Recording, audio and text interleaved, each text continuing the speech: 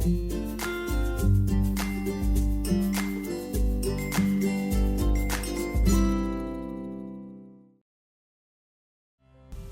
Friends, കഴിഞ്ഞ കുറച്ച് എപ്പിസോഡുകളിൽ ഞാൻ വിഷു സദ്യയുടെ കറികളാണ് നിങ്ങളുമായി ഷെയർ ചെയ്തത്.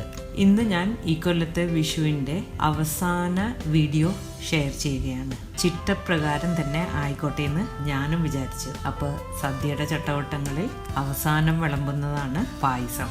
ഓർമ്മകളുടെ ഒരു പിടി കൂമ്പാരോ ആയിട്ടാണ് ഞാൻ ഇന്ന് എത്തിയിരിക്കുന്നത്. കാരണം ചക്ക, മാങ്ങ, ഞാവൽപ്പഴം എന്നിങ്ങനെ എല്ലാ സാധനങ്ങളും ഉണ്ടാകുന്ന ഒരു കാലമാണ് ഇപ്പം ഈ മാർച്ച് ഏപ്രിൽ. അതിൻ്റെ അർത്ഥം എന്താണെന്ന് നിങ്ങൾക്ക് എല്ലാവർക്കും അറിയാം. നാട്ടിലെ വേനൽ അവധിക്കാലം. നമ്മൾക്ക് എല്ലാവർക്കും തന്നെ നല്ല നല്ല കുറേ ഓർമ്മകൾ ഉണ്ടായിരിക്കുന്ന ഒരു കാലഘട്ടമായിരിക്കും സ്കൂളിൽ പഠിക്കുമ്പോൾ അല്ലെങ്കിൽ നമ്മുടെ ചെറുപ്പത്തിലെ വേനൽ അവധി കാലങ്ങൾ. അപ്പോൾ ആ ഓർമ്മകളൊക്കെ ഒന്ന് തിളക്കം കൂട്ടാൻ വേണ്ടിയിട്ടാണ് ഞാൻ ഇന്ന് ചക്കപ്രഥമനുമായിട്ട് എത്തിയിരിക്കുന്നത്. അപ്പോൾ കൂടുതൽ പറഞ്ഞ് ദീർഘിപ്പിക്കുന്നില്ല. നമുക്ക് ഇതിനു വേണ്ട സാധനങ്ങൾ എന്തൊക്കെയാണെന്ന് നോക്കാം. അതിൻ്റെ ലിസ്റ്റ് നിങ്ങൾ നോട്ട് ഡൗൺ ചെയ്തോളൂ. എന്നിട്ട് ഇതിൻ്റെ പ്രിപ്പറേഷനിലോട്ട് നമുക്ക് കടക്കാം. അതിനുവേണ്ടി ഞാനിവിടെ കുക്കറിൽ നല്ല പഴുത്തു മഞ്ഞ കളറിലുള്ള ചക്ക എടുത്തിട്ടുണ്ട്. ഏകദേശം 1/2 കിലോ ചക്കയാണിത്. ഇതിലേക്ക് 1.5 കപ്പ് വെള്ളവും ചേർത്ത് ഒരു 5 വിസിൽ വരുന്ന വരെ നമുക്ക് വേവിച്ചെടുക്കാം. നല്ലോണം വെന്ത് സോഫ്റ്റായിട്ട് കിട്ടണം ചക്ക. അപ്പോൾ ഇവിടെ കാണുന്ന പോലെ ചക്ക വെന്ത് നല്ലോണം സോഫ്റ്റ് ആയിട്ടുണ്ട്. ഇനി ഇതിനെ നമുക്ക് നല്ലോണം ഉടച്ച് ഒരു പേസ്റ്റ് അല്ലെങ്കിൽ ഇതിൻ്റെ പൾപ്പ് രൂപത്തിലാക്കി എടുക്കണം. എനിക്ക് വളരെ സ്മൂത്ത് ആയിട്ടുള്ള പായസമാണ് ഇഷ്ടം. അതുകൊണ്ട് ഞാൻ നല്ലോണം ഉടച്ചെടുക്കുന്ന കഷ്ണങ്ങൾ കടിക്കാൻ ഇഷ്ടമുള്ളവർ കുറച്ച് കഷ്ണം വിട്ടിട്ട് ബാക്കിയുള്ളത് ഉടച്ചെടുക്കുക. അപ്പോൾ ഇന്നത്തെ സ്റ്റെപ്പ് ചക്ക വരകലാണ്. ഇതും ഞാൻ നമ്മുടെ നാടൻ രീതിയിൽ ഓട്ടുരുളിയിലാണ് ചെയ്യാൻ ഉദ്ദേശിക്കുന്നത്. അതിനുവേണ്ടി ഞാൻ ഉരുളി ചൂടാക്കിയിട്ടുണ്ട്. ഇതിലേക്ക് നല്ല നറു നെയ്യ് ഒഴിച്ചു കൊടുക്കുകയാണ്. എന്നിട്ട് നമ്മുടെ ഉടച്ചു വെച്ചിരിക്കുന്ന ചക്ക നമുക്ക് ഉരുളിയിലേക്കും മാറ്റാം. ഇനി ഇതിനെ നല്ലോണം ഇളക്കി ഇളക്കി ഇളക്കി ഇങ്ങനെ നിങ്ങൾ കാണുന്ന പോലെ ഈ പരുവത്തിലാക്കി എടുക്കണം. കുറച്ചൊരു സ്ട്രിങ്ങി പോലെ നൂൽ പരുവത്തിൽ നല്ലോണം വെന്തുടഞ്ഞ് പൾപ്പിയായിട്ട് ഇത് ഇവിടെ കാണുന്ന പോലെ ആയിട്ടുണ്ട്. അപ്പോൾ അടുത്തതായിട്ട് ഉരുക്കി വെച്ചിരിക്കുന്ന ശർക്കര ഇതിലേക്ക് ചേർത്ത് കൊടുക്കാം. ഇത് ഏകദേശം 1 കപ്പ് ശർക്കര ഉണ്ട്. അതാണ് ഞാൻ ഇതിൽ ചേർക്കുന്നത്. ഇത് ചക്ക വരകാൻ വേണ്ടിയിട്ടാണ്. എന്നിട്ട് വീണ്ടും ഇളക്കി യോജിപ്പിച്ച് ഇളക്കിക്കൊണ്ടേ ഇരിക്കണം. തുടരെ ഇളക്കി നല്ലോണം ശർക്കരയും ഈ ചക്കയും കൂടി മിക്സായി വറ്റി വരണം. ഒരു തിക്ക് പേസ്റ്റ് ആകുന്നത് വരെ നമുക്ക് ഇതിനെ ഇളക്കിയെടുക്കണം. ചക്ക വരകിയതിൻ്റെ പരുവം നിങ്ങൾക്ക് എല്ലാവർക്കും അറിയാവുന്നതാണ്. അപ്പോൾ ഇളക്കി ഇളക്കി നമ്മളുടെ ചക്ക വരകിയത് നല്ല ഡാർക്ക് ബ്രൗൺ ആയിട്ടുണ്ട്.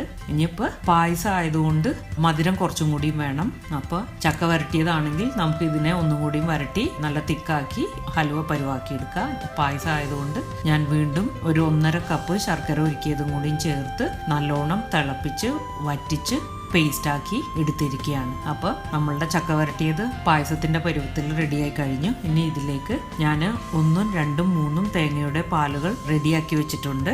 അടുത്തതായിട്ട് ഒരു 700 ml 3-ാം പാല് ഞാൻ ചക്ക വരകിയതിലേക്ക് ചേർക്കുകയാണ്. ഇതിൻ്റെ പകുതിയാണ് ആദ്യം ചേർക്കുന്നത്. എന്നിട്ട് നല്ലോണം ഒന്ന് ഇളക്കി കൂട്ടി യോജിപ്പിച്ചിട്ട്, കാരണം വെച്ചാൽ ശർക്കര ഉള്ളത് കൊണ്ട് തിക്കായിട്ടായിട്ട് ഇരിക്കും. അപ്പോൾ കട്ട കെട്ടാണ്ട് ഇളക്കി യോജിപ്പിച്ച് ഇതിന് ശേഷം ഞാൻ ബാക്കി പാലും കൂടി ഇവിടെ ചേർക്കുകയാണ്. ഇനി ഇത് ഇടയ്ക്കിടയ്ക്ക് ഇളക്കി കൊടുക്കണം. തിളച്ച് വറ്റണം. ഇത് തിളച്ച് വറ്റാൻ വേണ്ടി ഒരു ഇത്തിരി സമയമെടുക്കും. തിളച്ച് വറ്റുന്നതിനിടയിൽ ഞാൻ ഇതിൽ ചവരി ചേർക്കുന്നുണ്ട്, അതായത് നമ്മുടെ സാഗു. അപ്പോൾ അതിനു വേണ്ടി ചവരി കുക്ക് ചെയ്യാൻ വേണ്ടിയിട്ട് ഇവിടെ വെള്ളം തിളക്കുന്നതാണ് നിങ്ങൾ കാണുന്നത്. ഇതിലേക്ക് ഇത് ആഡ് ചെയ്തിട്ട് നമുക്ക് ശരിക്കും നല്ലോണം കുക്കായി ട്രാൻസ്പെറൻ്റായി വരുന്ന വരെ കുക്ക് ചെയ്തെടുത്ത് ഊറ്റി അരിച്ച് റെഡിയാക്കി വെക്കാം. കമ്മിങ് ബാക്ക് ടു ചക്കപ്രഥമൻ. നമ്മളുടെ സാഗു റെഡി ആയിക്കൊണ്ടിരിക്കുന്നുണ്ട്. അതൊരു സൈഡിൽ ഞാൻ റെഡിയാക്കി ഊറ്റി അരിച്ച് വെക്കുന്നതായിരിക്കും.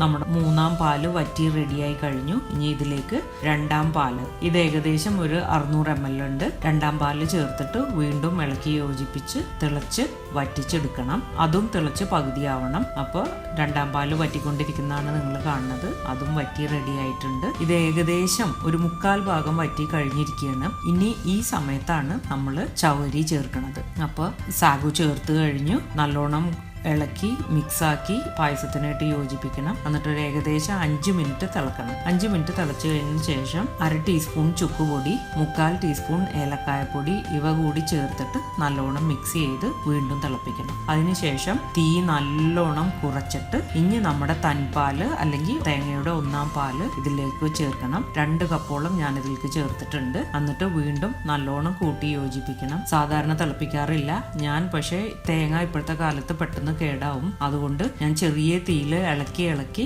ഒന്ന് തിളപ്പിച്ചെടുക്കുന്നുണ്ട്. അപ്പോൾ നമ്മുടെ പായസം ഓൾമോസ്റ്റ് റെഡിയാണ്. ഇനി ഇതിന് ഒരു മാറ്റ് കൂട്ടാൻ വേണ്ടിയിട്ട് ഞാനിവിടെ അടുപ്പിൽ പാൻ വെച്ചിട്ടുണ്ട്. പാൻ ചൂടായി ഇതിലേക്ക് നെയ്യ് ഒഴിച്ച് കുറച്ച് തേങ്ങാക്കൊത്ത് ചേർത്ത് നല്ല ഗോൾഡൻ കളർ ആവുന്നത് വരെ ഫ്രൈ ചെയ്തെടുക്കുകയാണ്. അപ്പോൾ തേങ്ങാക്കൊത്തും റെഡിയായി കഴിഞ്ഞു. ആ തേങ്ങാക്കൊത്ത് പായസത്തിലേക്ക് ചേർത്ത് കൂട്ടി യോജിപ്പിച്ചാൽ നമ്മുടെ ചക്കപ്രഥമൻ റെഡി. ആ നെയ്യിൽ മുരിച്ച തേങ്ങാക്കൊത്തും ഏലക്കായയും ചുക്കുപൊടി ഇതൊക്കെ കുറേശ്ശെ ഇതിന് നമുക്കൊരു ഫ്ലേവർ എൻഹാൻസർ ആയിട്ടാണ് ഞാൻ ചേർത്തിരിക്കുന്നത്. ചക്കയുടെ ഫ്ലേവറാണ് ഹൈലൈറ്റ് ചെയ്തേക്കുന്നത്. കാരണം എനിക്ക് ചക്ക അത്ര ഇഷ്ടമാണ്. അപ്പോൾ അതിനാണ് ഞാൻ പ്രാധാന്യം കൊടുത്തേക്കുന്നത്.